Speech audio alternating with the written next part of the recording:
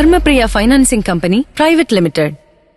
നഗരസഭാ secretary quarry മുതലാളിമാർക്ക് സഹായം ചെയ്ത് നൽകിയതായി ആരോപണം ഉയർത്തി PMA ജലീൽ.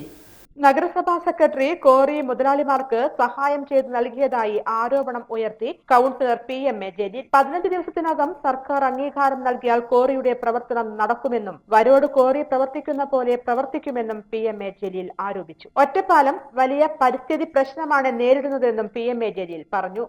ഭരണസമിതിയുടെ ഒത്താശയോടെ അദ്ദേഹം ചെയ്തത് അതിനെ ഡിസെൻഡിങ് നോട്ട് എഴുതിയപ്പോൾ അത് പ്രതിസന്ധിയിലാക്കി ഈ ഭരണസമിതിക്ക് വേണ്ടി കോറിക്ക് വേണ്ടിയുള്ള അനുമതി വാങ്ങാൻ ഈ കോറി മുതലാളിമാർക്ക് സഹായം ചെയ്തു കൊടുത്തിരിക്കുക.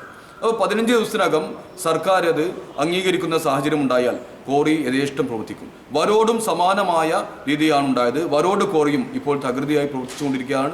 ഇപ്പോൾ ആർക്കും യാതൊരു പ്രതിഷേധവുമില്ല. വലിയ പരിസ്ഥിതി പ്രശ്നമാണ് ഒറ്റപ്പാലം നേരിട്ടുകൊണ്ടിരിക്കുന്നത്.